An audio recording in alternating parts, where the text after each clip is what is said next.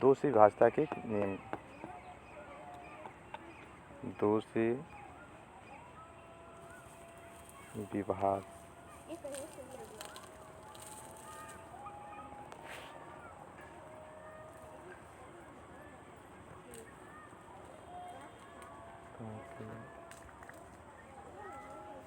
नियम। देखिए, दो से विभाज्यता के नियम, दो से विभाज्यता का नियम क्या होता है? जैसा कि हम लोग जानते हैं, दो से विभाज्यता का नियम होता है जिस संख्या के इकाई का अंक, जिस संख्या के इकाई का अंक 0, 2, 4, 6 या 8 हो, जिस संख्या की इकाई का अंक 0, 2, 4, 6, 8 हो, वह संख्या दो से विभाज्य हो जाती है। जैसे यदि हम लिखें 2, 4, 6, यह संख्या दो से विभाज्य है या नहीं है? तो ये संख्या दो से विभाज्य होगी, क्योंकि इसकी इकाई का अंक क्या है? 6 है, और यह संख्या दो से विभाज्य हो जाएगी। अब यह संख्या दो से विभाज्य होगी या नहीं होगी? तो यह संख्या भी दो से विभाज्य होगी, क्योंकि इसके जो इकाई का अंक है वो क्या है? 0 है। अब इसी प्रकार से हम देखते हैं 3, 4, 6, 1, यह संख्या दो से विभाज्य है या नहीं है? तो यह संख्या दो से विभाज्य नहीं होगी, क्योंकि इसकी इकाई का अंक क्या है? 1 है। अब हम देखेंगे 3 से विभाज्यता के नियम की कौन सी संख्या 3 से विभाज्य होगी, यह जानेंगे। तो इसके लिए हम लेते हैं, देखिए 3, 4, 6, यह संख्या 3 से विभाज्य है या नहीं है, यह जानने के लिए हम क्या करेंगे? पहले इन संख्याओं का योग ज्ञात करेंगे। 3 + 4 + 6, अब कितना हो गया? 6, 4, 10, 10 और 3 कितना हो गया? 13 हो गया। तो यह संख्या का योगफल 13 है, जो 3 से पूर्णतः विभाज्य नहीं है, तो यह संख्या 3 से विभाज्य नहीं होगी। यदि यहाँ पे हम 5 कर दिए, अब देखिए यह संख्या पूर्ण से विभाज्य 3 से पूर्णतः विभाज्य होगी या नहीं होगी? इसके लिए हम भी जोड़ेंगे 3 + 4 + 5 बराबर कितना हो गया? 4, 3, 7, 7, 5 कितना हो गया? 12। अब 12 जो है 3 से पूरा विभाजित हो जा रहा है, इसलिए यह संख्या पूरा 3 से विभाजित हो जाएगी। क्योंकि जो संख्या 3 से विभाजित होगी उस संख्याओं का हम क्या करेंगे? सबसे पहले जो है उसका हम योग ज्ञात करेंगे। योग ज्ञात करने के बाद हम देखेंगे कि वह संख्या 3 से विभाज्य है या नहीं। जैसे कि हम इसमें 3 से जोड़ने के बाद हम इसमें 3 से भाग करेंगे और काट देंगे, 3 चौका 12, पूरा कट गया, इसलिए संख्या 3 से विभाज्य है। अब इस प्रकार हम देखते हैं 4 से विभाज्यता का नियम। 4 से कौन सी संख्या 4 से विभाज्य होगी? तो जिस संख्या के अंतिम 2 अंक यदि कहा जाए, जैसे कि ये 2 अंक लास्ट के इकाई और दहाई 2 अंक यदि 4 से पूरा कट जा रहे हैं, तो संख्या 4 से पूर्णतः विभाज्य होगी। जैसे अगर हम इसमें भाग देते हैं तो 4 क्या 4, और ये संख्या जो है पूरा 4 से विभाज्य, ये दोनों संख्याएं पूरा 4 से विभाज्य नहीं है, अर्थात ये 4 से विभाज्य नहीं होंगी।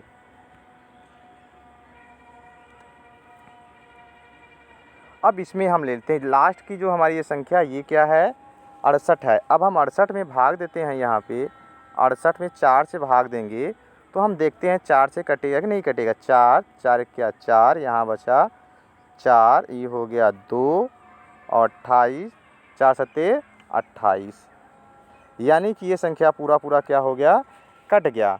अब ये हो जाएगा कि जब लास्ट के 2 अंक 4 से पूरा कट जा रहे हैं, तो यह संख्या 4 से पूर्णतः विभाज्य हो जाएगी। इस प्रकार हमने 4 से विभाज्यता का नियम सीख लिया। अब हम देखेंगे 5 से विभाज्यता का नियम। तो जिस संख्या के इकाई का अंक 0 या 5 होगा, वह संख्या 5 से पूर्णतः विभाजित हो जाएगी। जैसे यह संख्या 5 से विभाजित होगी कि नहीं होगी? हो जाएगा, अभी भी ये 5 से विभाजित हो जाएगा। लेकिन अगर यही सी संख्या में देखिए यह संख्या 5 से विभाजित नहीं होगी, क्योंकि इसकी जो इकाई का अंक है वो क्या है? 1 है। अब इसी तरह से हमने 5 का भी सीख लिया। अब हम देखेंगे 6 से विभाज्यता का नियम। तो 6 से विभाज्यता का नियम क्या होता है? जो संख्याएं 2 और 3 से विभाजित हो जाए, वह संख्या 6 से पूर्णतः विभाजित हो जाएंगी। जैसे ये हो गया, संख्या हो गई। अब ये क्या है? लास्ट में क्या है? लास्ट में 2 से विभाज्यता के नियम में क्या होता है? 0, 2, 4, 6, 8। ये था हमने 2 की विभाज्यता के नियम में सीखा। तो इसमें क्या है, यहाँ लास्ट में 8 आएगा, यानी कि ये 2 से पूरी पूरी विभाज्य हो जा रही है। अब 3 से विभाज्यता का क्या होता है, हम इसका योग करेंगे। तो पहले योग कर दीजिए, 3 + 6 + 8। तो कितना हो गया, ये हो गया हमारा 6 × 3 = 9, 9 8 कितना हो गया, 9 और 8 होता है 17। यानी कि ये 17 में अगर 3 से भाग करेंगे तो पूरा पूरा नहीं कटेगा, और यह संख्या 3 से पूरा, ये संख्या 6 से विभाजित नहीं होगी, क्योंकि यह संख्या 3 से विभाजित नहीं हो रही है।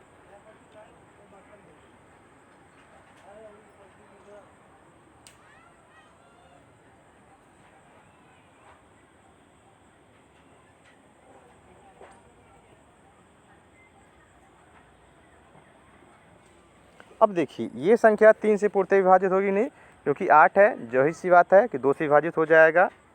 तो अब 3 + 7 + 8, 8 7 15, 15 और 3 कितना हो गया, 18। तो 3 छाक कितना होता है, देखिए 3 से हम इसको काट दें, 3 छाक 18, यानी कि 3 से पूरा पूरा विभाजित हो गया। यानी यह संख्या 6 से पूर्णतः विभाजित हो जाएगी। जो संख्या 2 और 3 दोनों से कटेगी वह संख्या 6 से विभाजित हो जाएगी।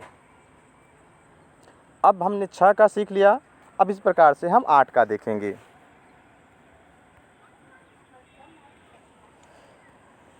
8 के लिए हम 3 संख्या लेंगे, 3 अंकों की संख्या लेंगे। जो संख्याएं, मतलब जिस संख्या का अंतिम 3 अंक 8 से पूरा पूरा विभाजित हो जाएगा, वह संख्या पूरा पूरा 8 से कट जाएगा। तो यहाँ पे ये नहीं होगा, क्योंकि लास्ट में क्या है, 5 है, इसलिए ये संख्या नहीं विभाजित होगा।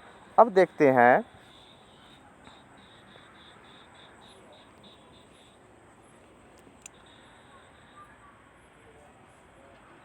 यही अगर हम यहाँ पे 5 को हटा के यहाँ पे 8 कर देते हैं। अब देखिए, ये संख्या 8 से पूरा पूरा विभाजित, क्योंकि 3 अंक है ये। जैसा कि हम देखते हैं, देखिए 488 में 8 से भाग करेंगे तो कितना हो जाएगा, 8 पंजे 40, ये हो गया, कट गया। देखिए अब ये हो गया 8 क्या 8, 8 क्या 8, फिर हमारा ये 8 बचा, फिर हो गया हमारा 8 क्या 8, और संख्या क्या हो गई, पूरा पूरा विभाजित हो गई। यानी कि यह संख्या 8 से पूर्णतः विभाजित हो जाएगी। हो गया हमारा 8 से विभाज्यता का नियम। और 9 से, अब हम सीखेंगे 9 से विभाज्यता।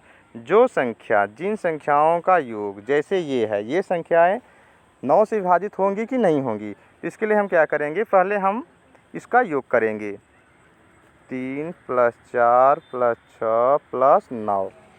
अब देखेंगे कितना हुआ, 4 3 7, 7 और 6 कितना हो गया, 7 6 हो गया, 4 3 7, या तो 6 4 10, 10 9 19, 19 और 3 कितना हो गया, 22, 22 आया। तो 22 9 से नहीं विभाजित होगा, क्योंकि योगफल करने के बाद हम उसको 9 से विभाजित करेंगे। यदि 9 से विभाजित हो गया तो वह संख्या पूर्णतः पूरा विभाजित हो जाएगी।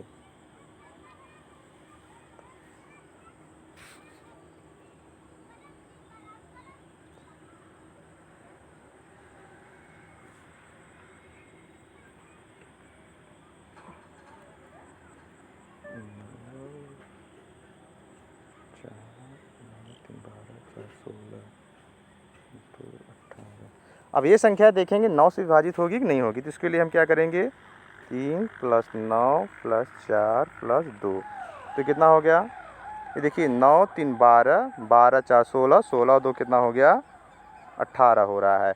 तो 9 दूना कितना होता है, 18, यानी कि इसका योगफल 9 से पूरा पूरा विभाजित हो जा रहा है, और यह संख्या 9 से पूरी तरह से विभाजित है। अब देखिए, अब हम देखेंगे 10 का तो जानते ही हैं, और 11 का। कोई भी संख्या यदि हम जानेंगे कि 11 से पूर्णतः विभाजित होगी कि नहीं होगी, तो उसके लिए क्या करते हैं, जैसे हम ले लेते हैं 1331, तो इसमें क्या करेंगे, एक छोड़कर ऐसे और एक छोड़कर ऐसे, दोनों का योग करेंगे, 1 + 3, और फिर इस वाले का -3 + 1, कितना हो गया, 4, और ये हो गया -4, बराबर कितना आ गया, 0। 5 हो या कुछ भी हो, एक छोड़कर हम संख्या को जोड़ेंगे और जोड़ने के बाद फिर ऊपर और नीचे से जोड़कर घटा देंगे, जो संख्या वैसी रहेगा। यदि 0 आ गया तो वह संख्या पूरा विभाजित 11 से हो जाएगी। यदि या तो 0 आ गया या तो 11 का गुणा जा जाए, जैसे 11 आ जाए, 22 आ जाए, 33 आ जाए, तो ऐसी भी संख्या 11 से पूर्णतः विभाजित हो जाएगी। अब देखिए, अब हम देखेंगे कौन सी संख्या 12 से विभाजित होगी। तो 12 से विभाजित का मतलब जो संख्याएं 4 और 3 से विभाजित हो जाएंगी वह संख्या पूरी 12 से विभाजित हो जाएंगी।